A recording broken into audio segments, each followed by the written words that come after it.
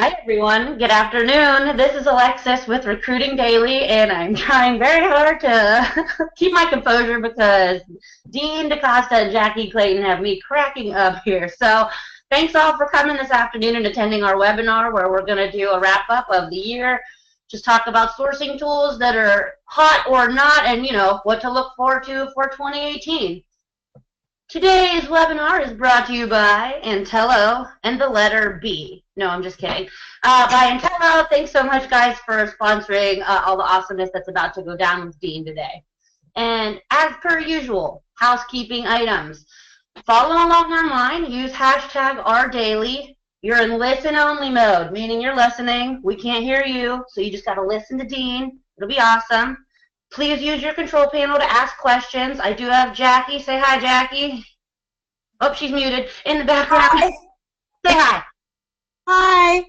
There's Jackie. She's going to be helping me field some questions to Dean, so go ahead and put those through your control panel. And yeah, we'll have this available with you in about 24 hours as far as the recording goes if you can't hang the whole time. So without further ado, I'm actually going to hand things over to Dean, and he's going to show his screen and get started on some cool tool stuff. Dean, take it away. Yeah, thank you very much. So first of all, I'm assuming everybody can see my screen now, which is really cool. If not, please tell me. So what I thought I would do today is kind of, for those of you that couldn't get to SourceCon and can't get to the TMA conference in next week, actually, I'd show you a few of the things that I showed there. But more importantly, I want you to focus less on the sites and the tools and more on the process I'm using, because the process is very key and very important. So we're going to start kind of with a site that I've talked about, I think, once before. I don't recall if it was in one of these webinars or I just was talking about, called a Lucify. A Lucify is a site that allows you to target companies and find people. Like, I'm already signed in. And by the way, this is free. And I'm going to pick on Amazon. So if there's an Amazon recruiter out there, I'm sorry, but you all should be used to it by now because I pick on you all the time. It's either you or Microsoft. And I'm going to put in a title of developer here and push them up. And as you can see, the results down here, every one of them, this senior manager of development is a developer of some kind. And that's really good because I'm looking for a developer. Now, you'll notice you get their name, you get their title, you get their LinkedIn URL, you get what they feel is their email.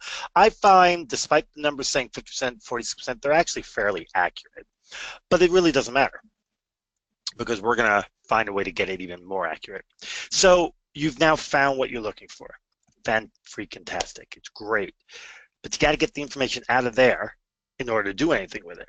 And that's where we go to our second tool in the series, which is called Data Miner, which you guys have heard me speak about ad nauseum. That's my new word for the day, so you may hear it a lot. And as you can see here, I've already created a recipe for Lucify. And the reason I did that is because I wanted to be able to pull my information. But what you're going to notice is really different. When we look at Lucify, you're noticing you don't see the LinkedIn URL. You just have a little icon. But when I pull the info, you'll notice I get their name, I get their title, and I get their LinkedIn URL as well as that email address that they think. Now let's remember, these are targeted, so we know they're all Amazon, which means their email address is Amazon.com. Done. We don't need to worry a whole lot about anything beyond that. So now we can use this, and I'm not going to show everything I'm going to do. I'm going to explain it and everything, but I'm not necessarily going to run everything. So we can use this as our base. Now, we have a lot of ways to go. First of all, we know the emails on the right may or may not be right, so we can verify them. Now, how do we verify that they are or are not right? Well, there's a plethora of tools to do that with, and you're going to see me bouncing around a lot on my screen to get all this to work the way I want it to. So one tool that I like to use, and this is an important tool because this tool is going to get used a lot in this process. So we found them and we've scraped them. Now we got to enhance, get more information. And this is a tool called Toofer. I love this tool. This is my favorite tool. Matter of fact, did a video on it that Jackie posted a while back. Love this tool. And I love it because of everything it can do. So let's start with everything it can do, and then I'll get back to how we're going to use it. So first of all, we have use this form to discover emails given a prospect's name and company. So this is where I stick in first name, last name, and their company name, the website, or even the domain. And I press the button and it finds me the email. This is where I can test emails. just to see if they're right. So I could stick these emails that I just downloaded from Lucify in here and test them. Of course, it is one at a time, but that's okay. The other thing I can do is get emails. And what does that mean? Is use Forum to get emails for any company in our database. They have a huge database. I could put in Amazon and it'll actually get me a list of emails from Amazon. And then here is where we build a list. And what that means is we put in a domain, we put in a title tag, an industry tag, and it'll go out and find us emails relevant. So if I was to put in Amazon.com and put in title tag a developer, it would go out there and try to find me every email address that has developer as a tag or somewhere within there, which is really, really, really, really cool. However, there's more. So we also have scrape names, which is really pretty cool. Basically, you stick in a URL and it will find all the names and everything from that and all the other pertinent data from that URL. However, none of that is what we're talking about now. So remember, we have this data miner list where we have first name, last name, and we already know it's Amazon.com. If we go ahead and separate the first name, last name, and then we add in Amazon.com, we can then upload that list and right here, CSV upload, and what we will get back shortly thereafter is the same list, but with email addresses. Now, work emails, but email addresses. And this is the results. It can take anywhere from 20 minutes to 5 minutes, 20 minutes to get done, depending on how busy they are and what's going on. As you can see, I use this quite a bit. But you'll get back a legitimate list. I'll have first name, last name, and their work email. We can then add the work email, to this list, and then, of course, wherever these emails are the same, we know that's a good email. Wherever they're not, it's probably not a good email, because Toofer doesn't just tell you the name of the email, it actually validates the email for you as well. So when you get an email back from them, you know it's a legit email. It tells you. So that's the advantage that Toofer has. So all that said, let's say now we've done all this, we've got work emails, but we really want to find some personal emails, if possible. I mean, not everybody likes contacting people at work, maybe some phone numbers, all sorts of stuff. It would be really nice. Well, you see, we have these LinkedIn URLs, and this is where another tool that I've spoken about ad nauseum called HireTool comes in. And what HireTool can do with a LinkedIn URL, and mind you, those are public LinkedIn URLs, so there's no violations of any rules or anything. What it can do is it can take those LinkedIn URLs, and I'm going to show you an example of what one would look like, and just go ahead and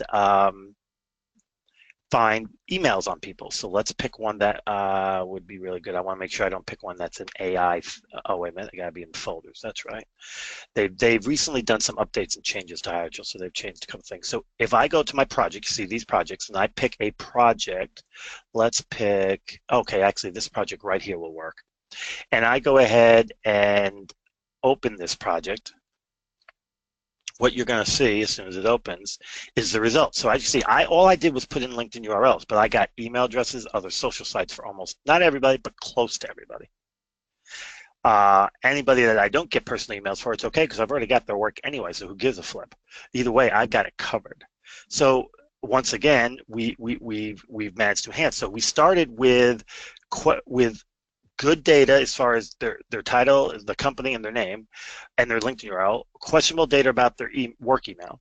We used Toofer to validate and get good work emails, and then we used HireTool to get personal information. So think about it. So basically we scraped it, we enhanced it to get more data. Now, like with anybody, everybody's got their own process. They've all got an ATS CRM or something they've got to do. For me, I use Luxo. Luxo is a great ATS CRM, but what I like about Luxo is the added fact that you can actually, it actually will enhance. So if you upload a bunch of people from a CSV or from a CSV file, like what we now have, it will actually, it'll actually update that info for you. So I'm going to sign into Luxo real quick, just so you can get a feel for it. Really a great ATS CRM, simple, easy to use. It has an AI feature, so really good. Hey, Dean, mental note for yourself when you're done going over Luxo. A couple people are asking about Toofer and costs. Is that something you can touch on real quick? Yes, I will go back and do that. Uno momento. Thank you. So as you can see, I don't have a lot of people in here. This is my show version of Luxo. I have a show version, then I have the one I actually use, which has got like 300,000 people in it or something. Or actually, it's more than 300,000, but it doesn't matter. Anyway, so if I upload a CSV in here, what'll happen is I'll upload it, I'll come back in a few hours, and it will also enhance data. So any missing data, it will find for me. So I'm going to have a complete, ready to rock, good to go list. And it sounds like a lot of work, but the reality is my hands-on work, literally, and I've timed it, is 4.5 minutes. So we start here, and mind you, I only got one page of results, and there was how many? There was 30, no, there was 90 people. So literally in 4.5 minutes, you just created a list of 90 developers that work at Amazon with personal information, LinkedIn URLs, work information, and you've got them uploaded into your ATS CRM, in this case for me, Luxo, in 4.5 minutes. Now, I don't know how y'all think. Maybe y'all think that's slow. I don't know, but let's see. That's roughly one person every 10 seconds, approximately. I'm my math. I'm doing 4.5 minutes, 90 people. So maybe, yeah, it's about that 4.5, one every 2 seconds, not 4. So I was wrong. So getting back to Toofer. Now, prices. For that I need to look because I don't know what the different plans that they have are. Toofer, here's what I can tell you why I look. I found Toofer to be without a doubt one of the cheapest out there. As an example, the entry level is 19 a month. You get 1,000 credits. It's 1.9 cents per credit. A credit is basically finding an email. That's pretty cheap. Most of the other ones I see, the cheapest I've seen is like 8 cents, but on average they're like 30 cents. And you can save credits. Now, if you put in a company name, it takes 2 credits because it's got to go out there and find the domain and then go ahead and figure it out. But if you put in like Amazon.com, that's only going to be 1 credit. If you put in Amazon, it'll be 2, Amazon.com 1, because that's the domain. It doesn't have to. And let's get real. It takes 2 seconds. If you're targeting a company, it doesn't take very long to figure out exactly what the name is. Plus, anywhere else you're going to scrape that may not have them, if you've put together your scraper right with data miner, you can actually pull the company URL, which also works. The domain or the URL, either one, doesn't cost you an extra credit. It's only when you only put the company name, because a lot of times there are multiple companies with the same name or similar names, or maybe the company has Microsoft Europe, Microsoft, and it's got to figure out what's what. The expert, which is 8,000 credits, 1.2 cents a credit, but you get 8,000, and again, the executive is this much. I'll be honest with you, for most of y'all probably aren't going to need more than the entry level. I mean, are you really going to need 1,000 people a month? Really? I mean, nothing personal, but if you need 1,000 people to fill a rec, that's a problem. and so I'm not trying to be over the top or anything, but 1,000 people, even 100 people, but that's a lot of credits, to be honest with you. And you can always pay to get more, but they're more expensive. 10. It says process 1 file at a time, not 1 file period. So at a time, so you can process the file as soon as it's done, then you can do another and another, and so on and so forth. To be honest, that's the way I do it anyway. And then you can even have a second usage you can share. That's pretty cheap in my mind, to me. And like I said, I've been around there looking quite a bit. And that is, and there is a free version, but you only get, I want to say it's 50 a month or something like that, something small. And by the way, right now for a limited time, if you use the Expert 50 coupon, 50% off of any plans, that means this would only be $9.50 a month. This would be 45, 47, 48, whatever the heck, 46. I don't know. I don't feel like adding today. $49.50 a month. This would be $129.50 a month. So there you go. And what was the other question beyond Toofer? It was on Luxo. What about Luxo? Well, we did have actually a couple of questions about Luxo. Okay. One of them was, do you think that Luxo can completely replace an ATS?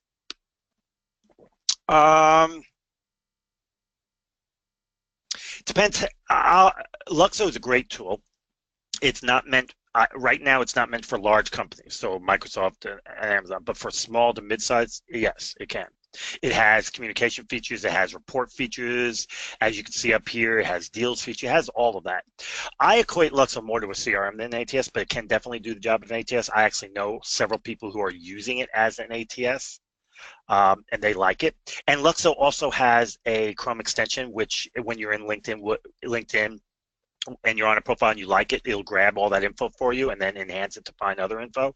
Now, they are redoing it because LinkedIn recently made a change to some stuff they're doing, and so they have to pull the grab part, not pull it, but stop it.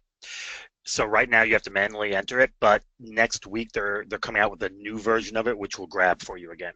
Any tool out there that's not made by LinkedIn that's grabbing stuff from that LinkedIn page you're on is going to have to change the way they're doing things because of a new update to a user agreement by LinkedIn.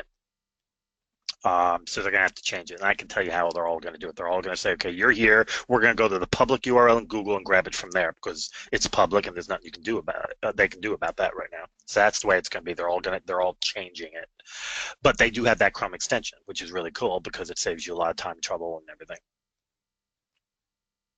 But yeah, I think it can. I mean, like I said, I use it, but I use it more as a CRM than an ATS. But it can. You've got a lot of features here. You got the deals, you got tasks to remind you stuff, you got report generation, which is really good. People who have applied, people have done all sorts of stuff. Excuse me. They even have company information to let you know where a lot of the people you're got coming from are. Like I said, this is my show one, not my go one. So this got like 321 people I put in it. I've got one that's a lot more robust than this.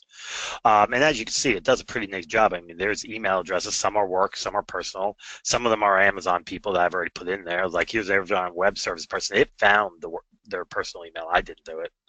I just stuck it in there and let it do the work. So, and it's got a really nice AI that if you basically take the job description, stick it in there, it'll go out and find you people and bring it into Luxo for you. And then enhance them and try to find contact information for people. So that's a really nice feature. And I'd show you that, but it does take a little time. The inputting of the job description could take time because it's a manual. You got to put things in the right place, and they ask a lot of questions because they're trying to find you the perfect person. They are going to be making updates and changes on it to allow you to just upload the JD, and it will parse all the information from it for you. But for now, they're doing it that way because they really want you to be able to target exactly the right people. When I've used the one time for just a simple Java developer, it brought back, and I limited it to 10 people because I didn't want to wait too long, and it didn't take very long. It brought back 10 people that were, when I matched them into the job description, they were spot on. There was spot perfect on. User experience, skill sets, education, everything spot on. Really, really good AI. But again, it takes some time, but they're working on making it so it can not take too much time. So any other questions on this stuff? Not currently on Luxo, but I did have some. Lisa was asking if we could hop back over to HireTool. Lisa who? Lisa Bengiovanni, if I'm saying it correctly. It's really close because I know who you're talking about. I always ask, it's really odd. I always ask who and people are like, why? I mean, how many recruiters are in the country? Yeah, actually, I do. There are boatloads of them, but you realize how small a community we really are. If I don't actually know them, I know of them. I recognize the name. And let's get real. Okay, so we're on HireTool. What was your question, Lisa? Lisa wants to know how it compares to Connectifier. Okay, this is where things get fun. For those of you that are not aware, and I was literally the first adopter of Connectifier back in the day. I worked with them very hard to get it to be exactly what I thought we as recruiting staffing people wanted and needed. I mean, I was working with it before you all even heard about Connectifier.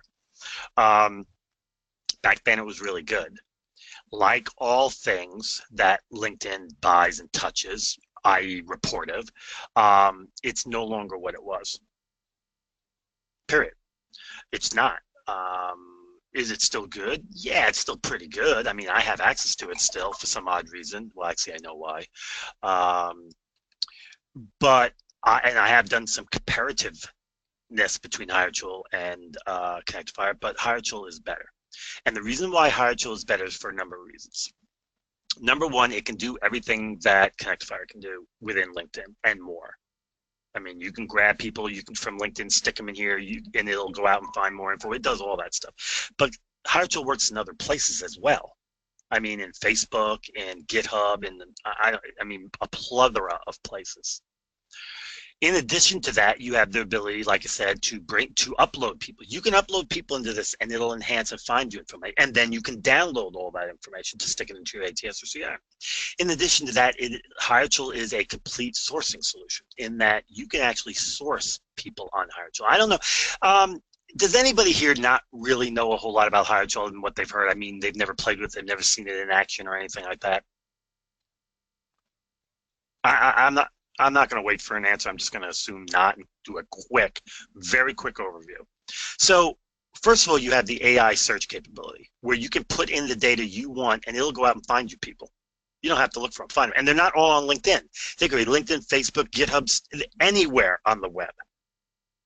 Then you can upload a JD or a resume and say, hey, here's a resume of somebody I like. Go ahead and find me more just like it. And it'll do it.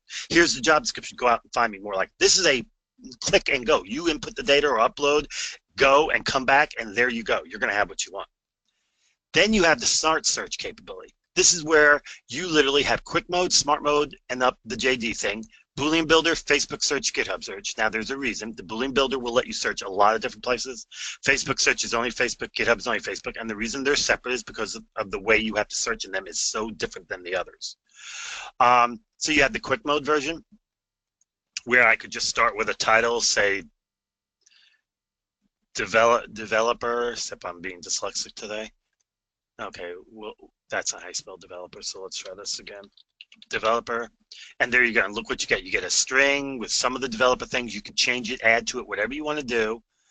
And then down here are the different places you can search. Yeah, you can search LinkedIn, or you can do a Google search, an Indeed search, a Bing search, a Twitter search, and on and on and on and on. Stack Overflow, healthcare, designers, research-oriented sites. Then you have the smart mode, which basically just is going to fill in all the data for you and generate your string. And then you can upload a JD or a resume, and it'll go ahead and create the string and let you run it in any of these sites.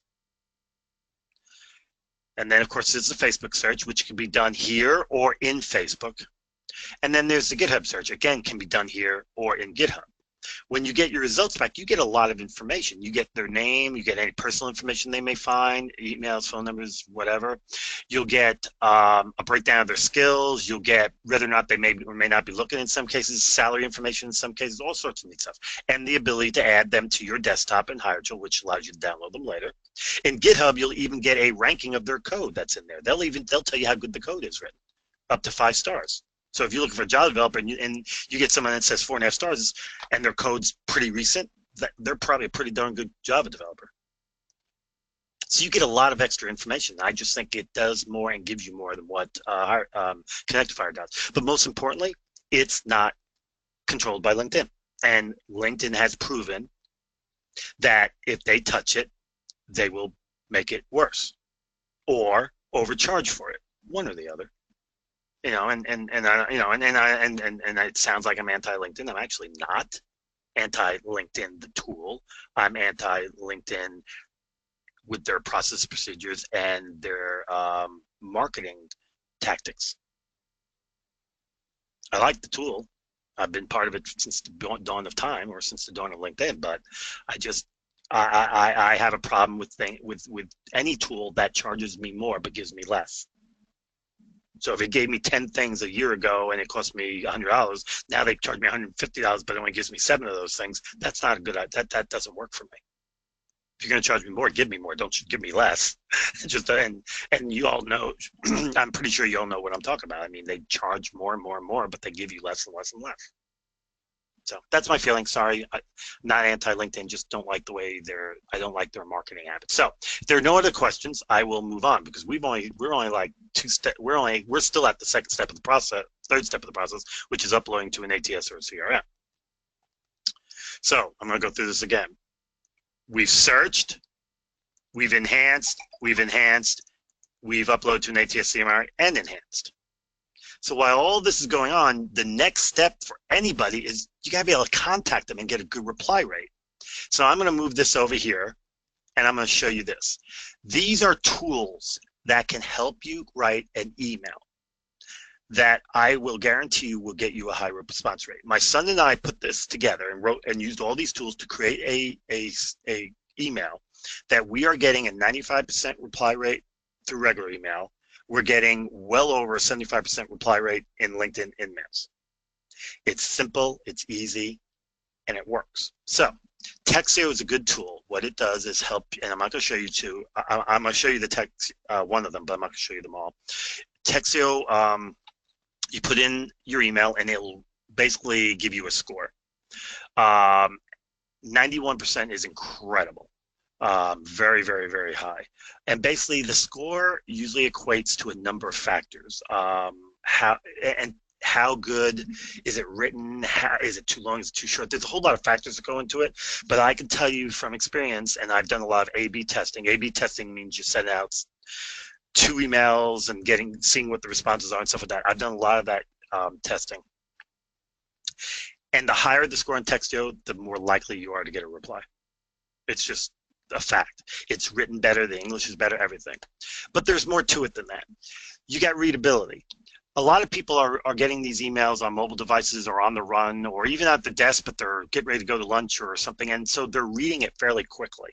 And if you write it at too high a level, they're not going to be able to read it. I mean, could you imagine if you wrote an email at basically a doctorate level and somebody was trying to read that on the go and it had like 80 billion words that are like 40 letters long? People are going to get frustrated and not read it or delete it. So you got to be careful. And statistics has found that 8th grade is about the right level. It's not too hard, but it's not too easy. You insult them, and it works well, and it gets your point across. Now, concurrently speaking, a lot of people also like to use things like, and it better not go off, Alexa. Good, it didn't go off. Or OK Google, or any one of these other speaking AIs that can read your email stuff. But you got to be careful with them. They're not foolproof, they're not perfect, and they will struggle. The higher the reading level, the more it'll struggle with the words, and it'll disjoint the words sometimes, and it make it hard and make it frustrating. I got an email from my brother who decided he was going to write me a letter that was, the reading level was like 12th, and it struggled with some of the words he was using because it would break it out into not synonyms, but it would break it down into its components, and it got frustrating. I actually told it to shut up and read it myself because it was just easier. So statistically speaking, 6th grade is about the right level. It doesn't seem to struggle too much with that. Now, readability-score.com is a place to go to see what the readability level is of your emails. Then there's a tool called Mosaic Track that'll tell you the engagement level. And what does the engagement level mean? The engagement level means how engaging is it? I mean, you know, when you talk to somebody, you could be engaging and they want to talk to you and sit around and listen to you, or you can be a pompous, arrogant jerk and they want to get away from you as quick as they can, or you can be a walking, talking serial killer and they really want to get away from you. This tells you, just to let you know what the engagement level is. 99% for the email I'm going to show you. By the way, there is no 100%, so that's about as good as you get. You also got to be careful when you get emails that you're not, that when you write an email, that you're not saying something that is culturally sexist, overly tech, something like that. You want to make sure it's written. I got an email once from somebody who wanted me to be an Oracle analyst. Why? I'll never know. I mean, yeah, it didn't. You look at my profile, nothing in it said Oracle analyst. But the email, like I said, we're looking for a male person to be an Oracle analyst. Oh, and by the way, unpaid overtime is required. Now, first of all, male, why? There's no reason for it, so that's a sex comment. Second of all, unpaid overtime, that's illegal, but that's another ballgame. So anyway, so this will make sure, you'd be surprised. The things you don't think about will actually come up here. And it'll also tell you if it's too recruity. See how it says recruiter in there? It'll just tell you it sounds too much like a recruiter. And then lastly is spam. You got to be careful. A lot of emails get caught in spam, especially sent into a company. So this melon.com.au/melonstork is one of the best spam tools out there. It'll tell you what your score is. Anything over a 5 is going to get caught in spam. The further away from 5 there is, the better. The one I'm about to show you is 0.2. I spent probably a whole week trying to get it below that, and I haven't been able to. I finally contacted them and asked them, I said, yeah, it ain't going below 0.2. That's as low as it can get. I said, well, that's good to know at least. And they said, well, and trust me, if you got a 0.2 and it doesn't get through to them, then the problem's on their end, because that means no email's getting through. So anyway, that's that. And this is Texio. And as you can see, I got the 91. It's got a nice even tone. Subject line, they said subject line is too short. That's because I didn't put one in there. That's another reason why it's a little low. If I put one in there, it probably would have been a little higher score, but I'm okay with that. Needs more use statements, supposedly. Subject line is not engaging. I didn't put it in the subject. I could use more engagement questions. Mail is too long. That's what it said, 91. This is not a long mail, by the way. But 91 is a good score. I could make it shorter. I could have put in my subject, and that score would have gone up to 95. Because I did one time to see, but I didn't want to do that because not everybody puts a subject in when they use Texio, so I want to show you the way I know it's being used. So there you go. And that's what it does. And then, you know, some little green things here to give you an idea, but it's very strong. The difference between the 91 and 95 is not significant. Trust me, it's really basically if I would have put in my subject line. But that's Texio. And then this is email. The subject is up here, and this is the email. As you can see, it's really not that long. Anywhere is an X is where you would put your information is. So it's hi, first name. Rather than taking your time at work with a phone call, I thought it would be better if I sent you an email. I hate calling people the first time. And the reason is because a lot of times it's their cell phone, and if they happen to be at work or happen to, you know, you could catch them at a bad time. So I always like to let them know, contact them initially on email. I always follow up with a phone call and social media later, the next day usually. But I never want to do it initially if I can't help it, if I can help it, because you just can catch me. It happens to me. I've been called a few times where I had a bad time, and it actually kind of annoyed me. I'm like, dude, could you send me an email first, or at least I knew you were going to call or something, so I could connect the dots. Actually, if I remember correctly, 88% of all applicants prefer an email first. They don't mind the follow-up on the phone, but they want an email first. So rather than taking time out of your work phone, I'm not going to read this to you. You guys can kind of read it yourselves. But I mean, my name is, I'm a sourcer with, which means we, you know, the big key is a lot, even though I use the word I'm a lot, it's really about them. Once you get past this and this, where I kind of explain who I am, I'm guessing that you are probably not looking to try something new right now. But I would love to speak to you briefly about opportunities that may be more passionate about than what you are currently doing. If we get the opportunity to speak live, I'm confident our conversation will be different than what you've been accustomed to. We are not interested in pitching you a job based on our needs, but rather this is probably the most key point, but rather a career based on your wants and dreams. That resonates. Everybody that replies to that always tells me that statement right there is the most resonating piece. The fact that I'm not going to pitch them a job. I want to talk about what they want. This is all about them. I know, like I said, there's a lot of eyes in here, but that's just because you got to explain who you are. But this resonates with people. And then the next thing that resonates with people is this right here. The big key being non-committal. Just saying, let's talk. And it works. My son's, like I said, my son's getting a huge, he uses this all the time, or some small variation. He'll play with it a little bit here and there. As long as he keeps the Texio score over 90 and the engagement score over 90, he's usually pretty happy. So you don't have to use this exact one. You can play with it a little bit, but this is working. And everybody I know that uses it says it works. So there you go. So let's think about this for a minute, because this is going to be a repetitive concept here. Find your candidates, capture, enhance, contact, rinse and repeat. That's basically the process. It's a real simple process. A lot of you probably already know it, and don't even realize it. But that's how simple this can be. But you'd be surprised how many recruiters out there don't. When I presented at SourceCon, I actually asked people raise your hand, and a lot of them were like, "Wow, I hadn't even thought about it that way." Well, you might want to, because guess what? It works. So, are there questions about the process before I move on to show you some of the other places that you can search? A question did come in asking that if your employer were to provide you with sources like Dice or Career Builder that offer a little bit of recruitment edge, is it still worth it to use tools like Lucify, which would be your next tab over? Well, Let's see. We're going to play a game. Dice, Career Builder, Monster. First of all, if you got Career Builder, you don't need Monster. If you got Monster, you don't need Career Builder. 98% of the people are redundant, meaning they're the same people. Number one. Number two, you're spending a whole lot of money. Number three, you're also going after the same people that every other goddamn recruiter out there is going after. Some of these people on Lucify and some of these other sites I'm going to show you aren't on Career Builder. They're not on Dice. They're not on Monster. So you tell me, do you want to sit there and play the game of trying to find that person? Oh, he just put his email on Monster. Let me hurry up and get him and email him before 1,000 other people do it. Or do you want to be able to say, you know what?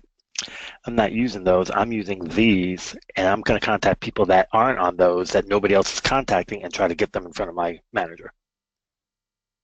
That's what you got to figure out and decide. And when your hiring manager comes back to you and says, "Where'd you find them?" Do you want to say, "Well, I found them on Monster." Oh, okay. Well, you know.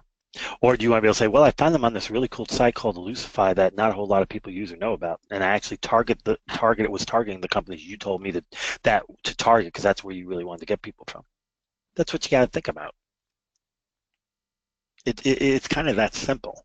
If you are going to use a Monster, Dice, or a Career Builder, I highly recommend you go after people that have been on there for over 6 months. And the reason I say that is because after 6 months, they're not being contacted much anymore.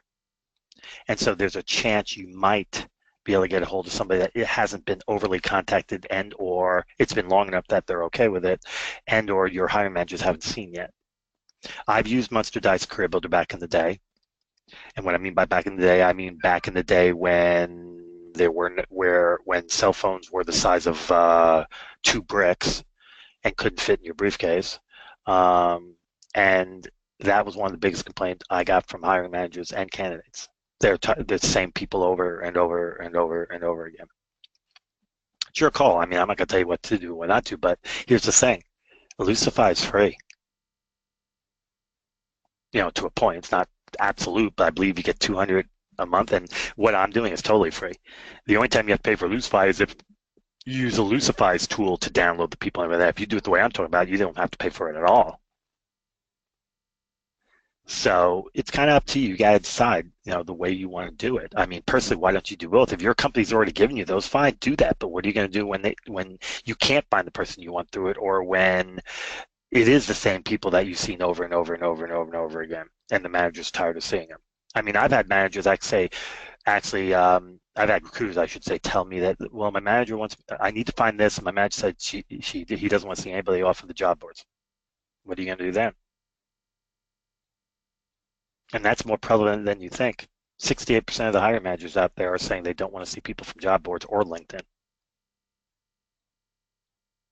Now, that's hard because between the job boards and LinkedIn, a lot of people are on them. Usually when I tell them, go back and ask them to be more specific.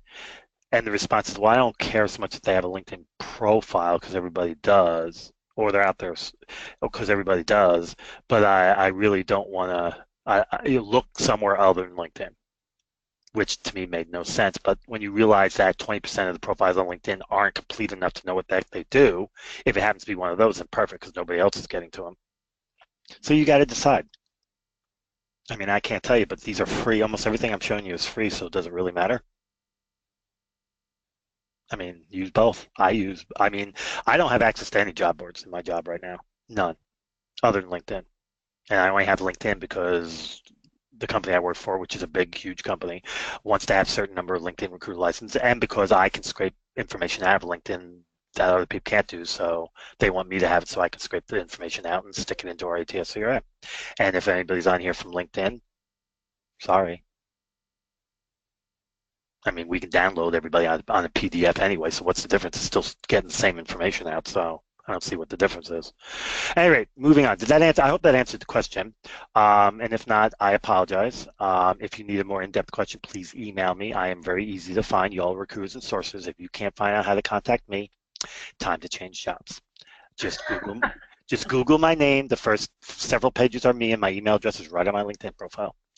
All right, so moving right along. Any other questions before I move right along? We did have one about Toofer, if we could just hop back over there really, really quickly. Someone was wondering, and of course now I exited out of it, but let's just, Don't worry, it's fine. It's fine. I'll totally find it. Just so you know, the only reason why I keep asking if anybody has questions so I can get another drink of my coffee. So You can just let drink you that know. coffee. You get it. They were wondering if Toofer is only a good option if you're targeting current employees at a specific company. Not at all. I've uploaded I uploaded a CSV in here to find email addresses, and there was 200 people on it, and there were 80 different companies.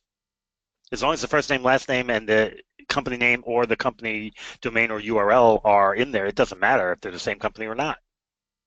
It's still going to find you the right email. Toofer is not to find people. Toofer is to find emails. Now, if you're talking about a Lucify, yes, a Lucify pretty much is done by company. This is a company-based thing. If I go to the lead lookup, see it says which company are you trying to contact? It's based on company. So unfortunately, yes, you have to do it based on company. I'm assuming you meant a Lucify, not Toofer. If I'm wrong, I'm sorry. But yeah, it's a company-based thing. But you know what? Here's the thing. If I'm Microsoft, I have competitors.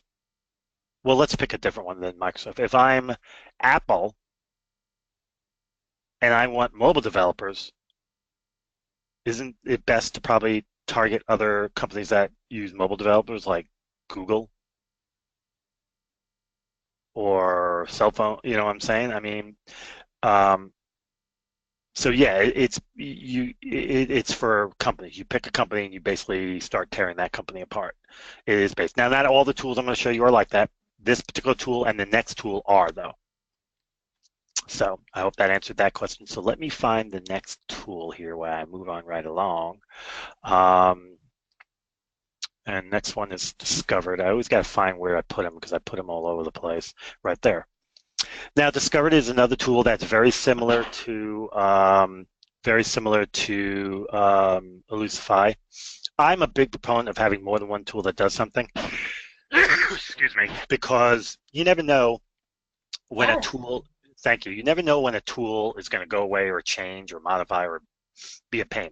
As you can see, the difference here, though, is you can do a lot of different things. So find the people behind the world's top company. You got name, job title, company, location. As you can see here, I can actually do this a number of ways here. So let's see what happens if we put in the word developer. And we let it think, the green ring of thinking.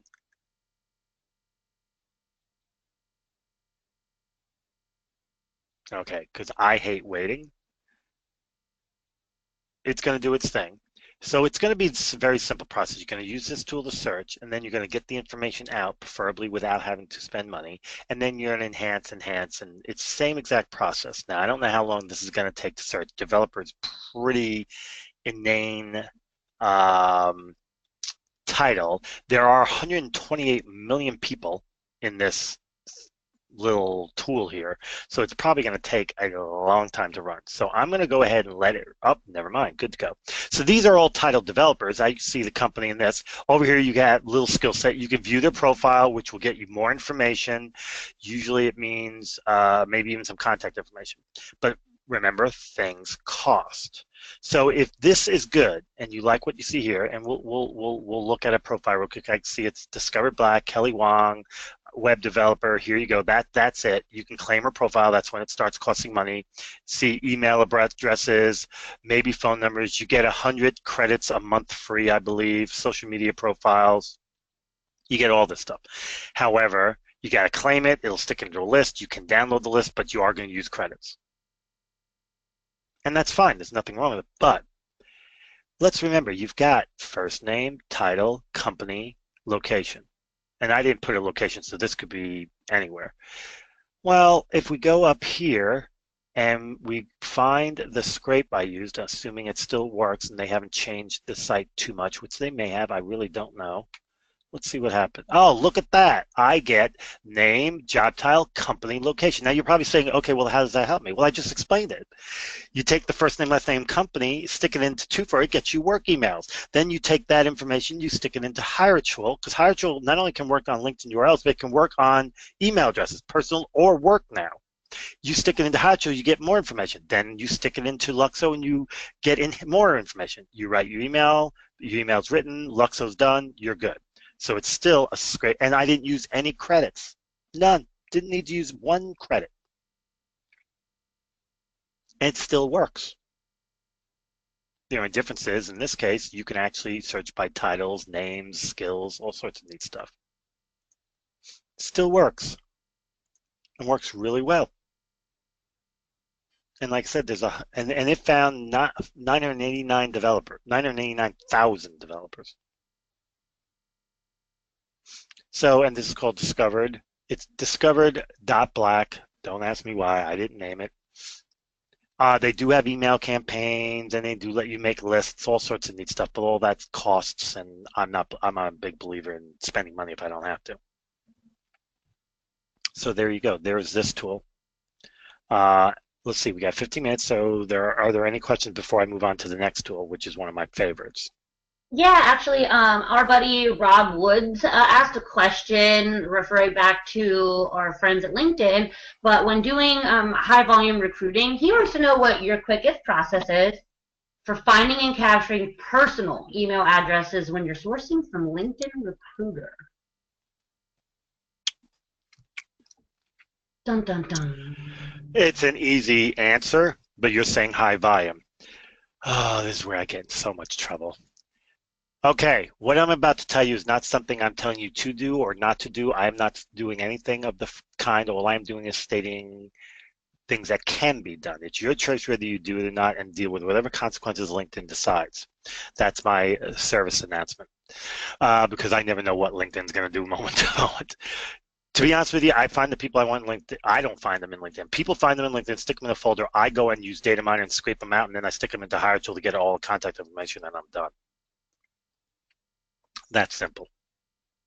Whatever contact information HireTool doesn't find, I stick first name, last name, company into Toofer and find it, and I'm done. Literally. My hands-on time, 500 people, is about 5 minutes, and I get a list of 500 people with email addresses and other information if it's available.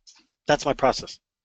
The scrape, but the problem is you're going to have to create the scraper in LinkedIn. The deal that data miner and other scraping tools has with LinkedIn is they will not allow the sharing of any pre-constructed scrapes recipes for LinkedIn. But that doesn't mean you can't make your own. I actually have my own. If you look up here in my little drop down with all these things, you'll see LI folder scrape, LI folder profile, LI search scrape, Google X-ray LinkedIn, and then there's a bunch of others down here. The ones that says LIR, that's LinkedIn Recruiter.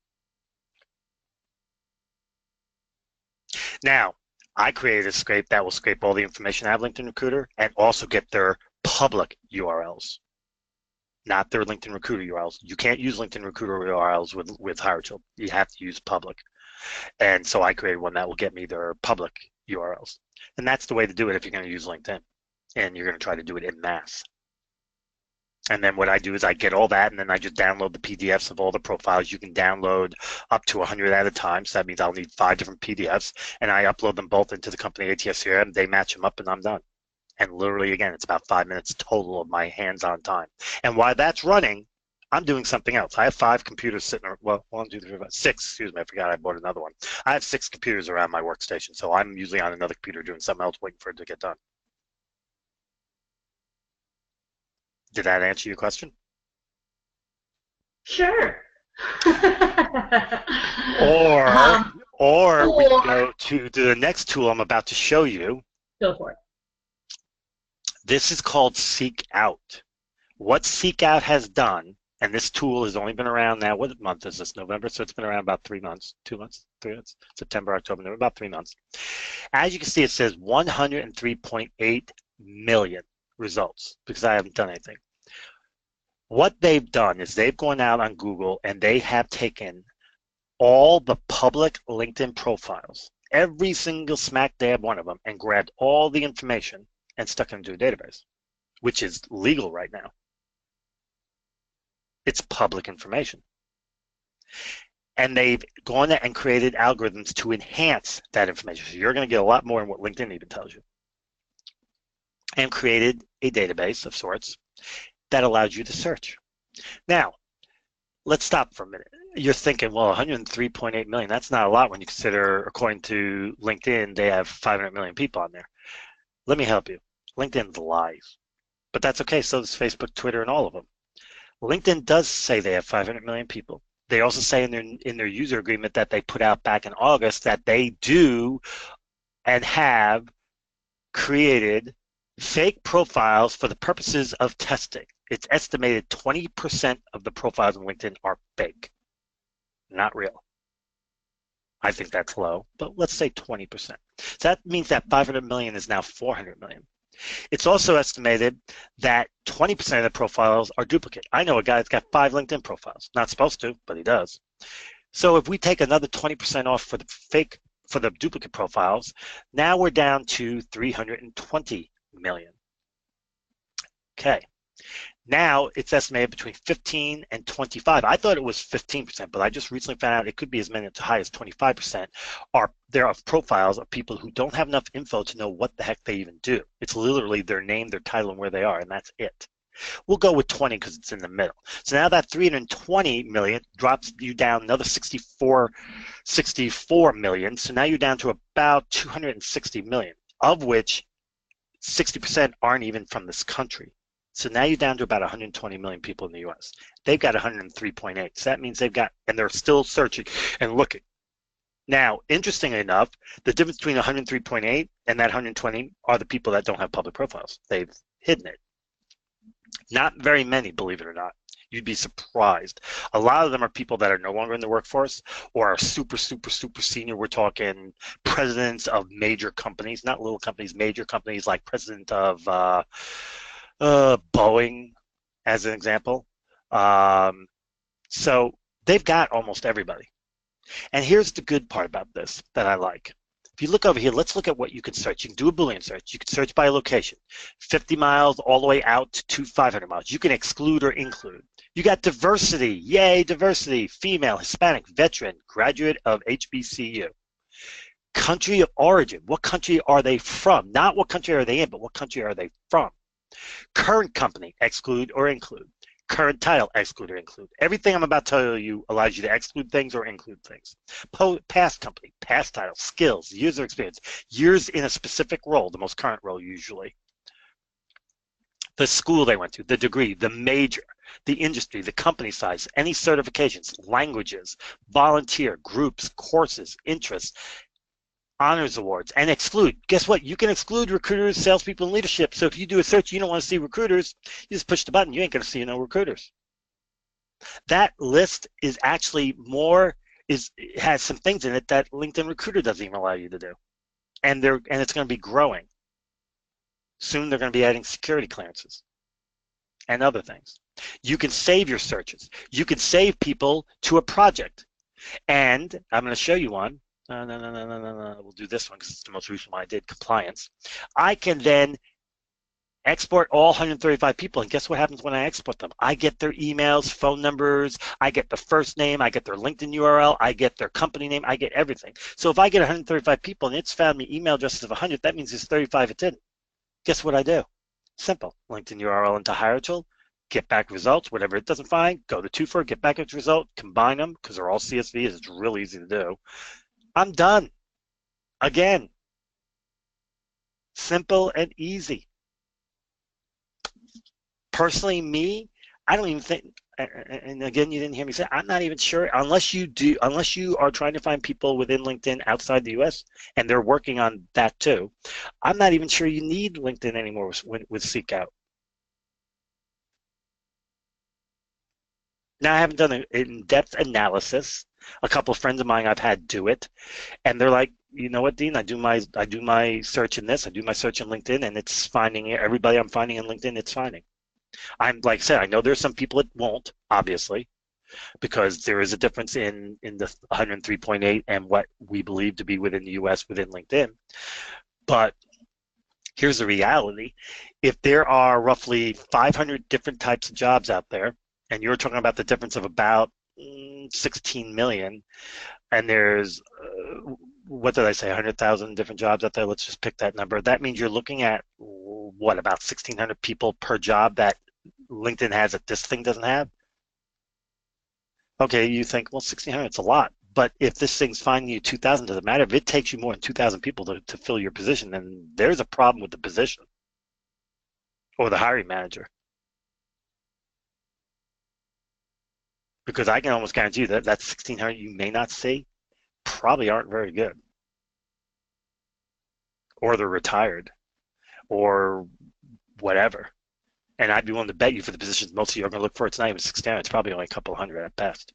Because like I said, most of the difference between what this has and what LinkedIn has is retired people or very, very senior people or people who have hidden their profiles publicly, which means even if you find them on LinkedIn, there's probably not a whole lot on there in there.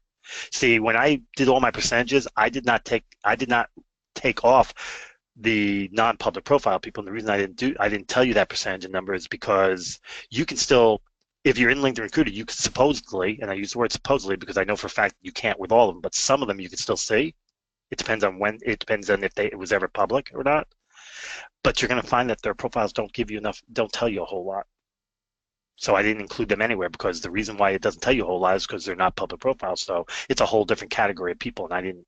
The percentage numbers are still in debate amongst experts. We're not sure what that number really is because that number can change almost daily. Because I've taken my profile and made it private a few times, only because I got tired of getting bugged by recruiters. Not to ask me questions, that I don't mind. You guys can ask me questions anytime you want, but I got tired of being bugged by recruiters asking me if I'm looking for something more or something, which I'm not because I'm really happy where I'm at. So Speaking of opinion. questions. Oh, that's my cue to get more coffee. We just have a couple minutes left, so while you have a swig of your coffee, one more question that I think a lot of people are interested in finding out. Blue collar jobs and such. We have a lot of people out there that don't have LinkedIn profiles or professional work email. So what suggestions or tools would you use for somebody, for more blue collar worker that, like I said, maybe doesn't have a whole lot on a LinkedIn profile or, isn't really using a lot of social media? Well, first of all, it depends on what kind of job they're doing because some jobs, blue collar jobs, actually have specific places you can go and find people, believe it or not. Me personally, when I'm looking for blue collar worker, as an example, as a matter of fact, I was just in when I was in SeekOut. Let me get back in there real quick. Where's SeekOut? That's what happens when you have too many freaking tools. Oh, this is where I get to pitch something, and if I'm not allowed to do this, then you can yell at me later, Jackie.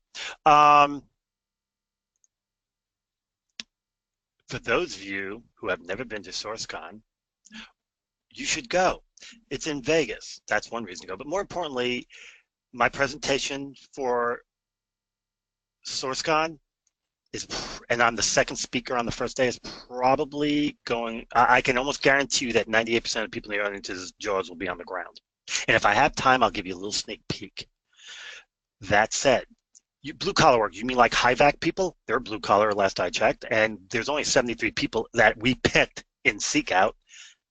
Now, there were more, but these are specific geographical locations, specific titles, specifics, very specific. SeekOut can find you blue collar people too. That's one of the things I like about it. It's harder to do in LinkedIn because the search criteria is a little bit different, but in SeekOut it works really well.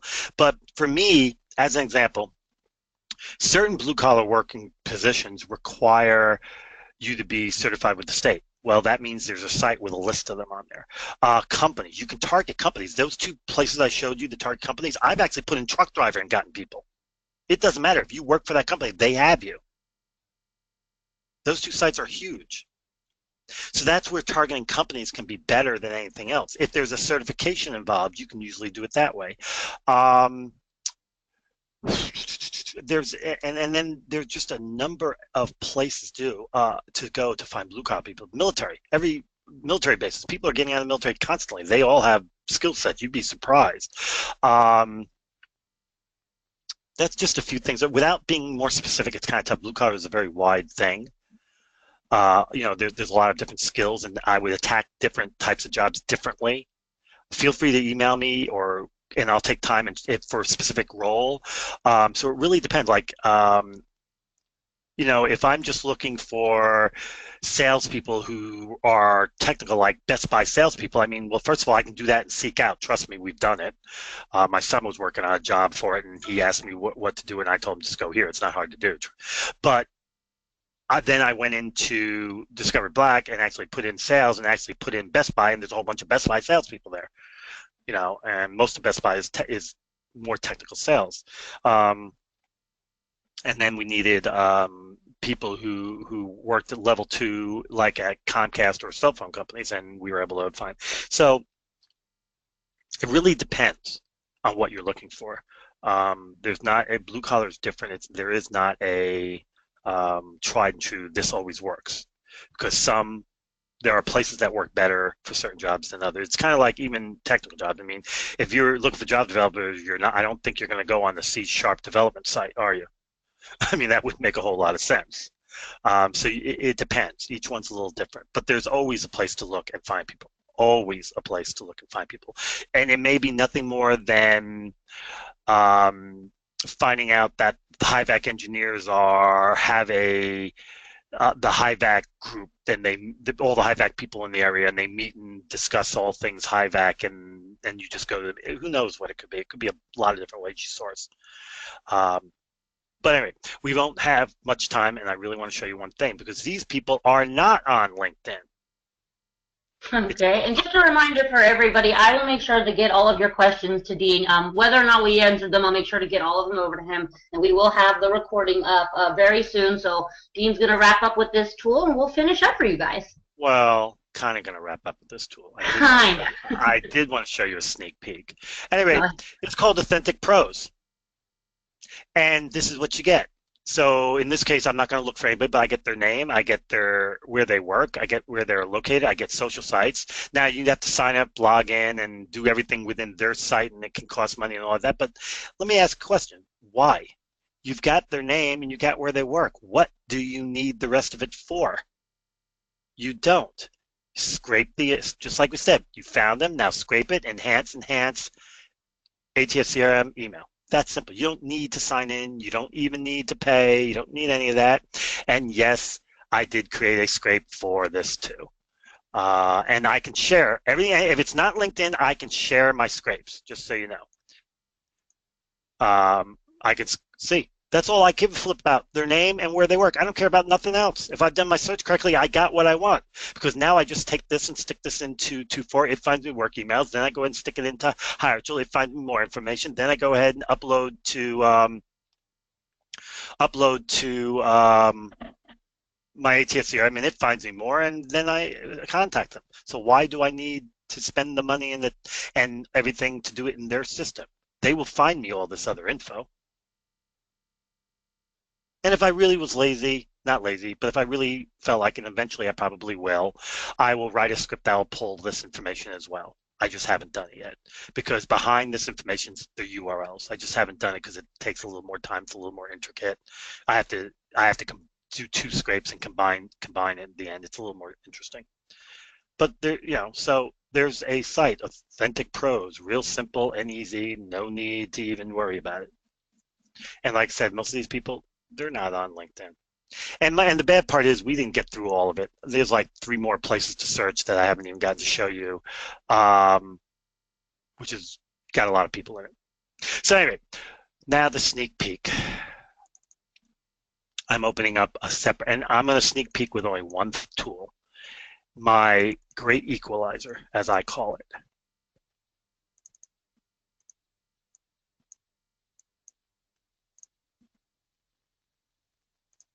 Nope, that didn't do it. Let's try, is it this one? There we go. This is a tool called Maltego. It is a hacking tool, but it also can find people information. As you see there, I put in Bruce DaCosta. That's my brother. This is what I got. That's his picture. That's his email. Where is it?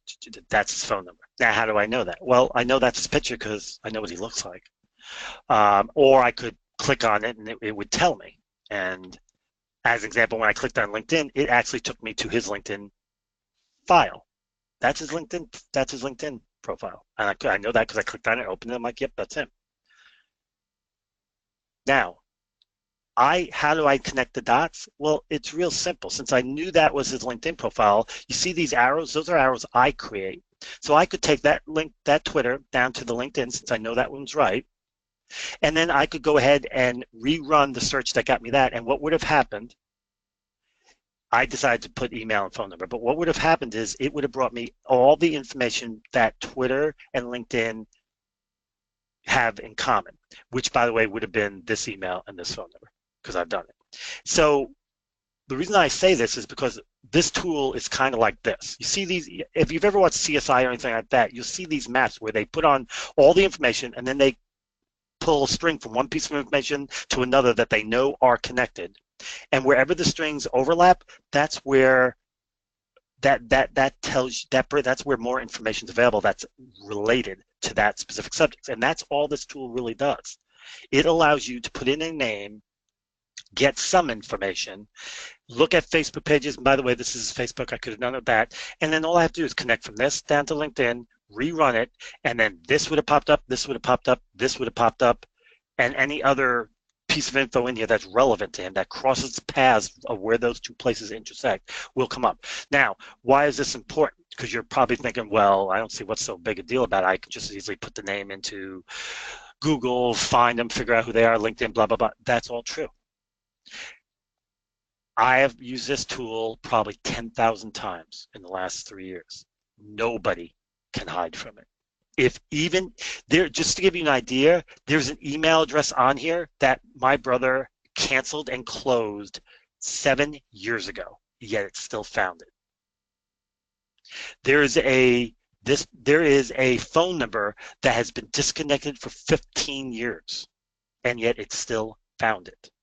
There's a website address to a company that my brother started 25 years ago that went under 23 years ago. And doesn't exist. You can't even find the URL out there on the web if you do a search on it. You can if you do the Wayback Machine, though. This also searches that. So that's why I call it the Great Equalizer, because you can't hide from it. If you've ever had anything on the web at any point in time, it will find it and will find you. I have a friend of mine who died 22 years ago. And he was a military guy. I can't say a whole lot about him, but he basically had his social footprint at the time was about the size of a toenail relative to, say, my footprint, which is significantly bigger. I mean, it was really, really, really small. And it all was canceled and closed out years ago, like 2 years after he died. His family closed it all out. You basically couldn't find them out on the web. It still found them. So this tool, I call it the Great Equalizer because it really is. It can find anybody. If you put in the right information, it will find everybody. You just got to do a little detective work and say, this piece of information I know is right, and this piece is right, so let's connect dots, rerun it. It's just a great tool. And that's just part of what I'm going to be showing at SourceCon. So I highly recommend you go. That's it. That's it. Well, awesome. And again, thank you, Dean. That was awesome. I'll make sure I get you all of the questions that came through so you can reach out if there's any that particularly spiked your interest.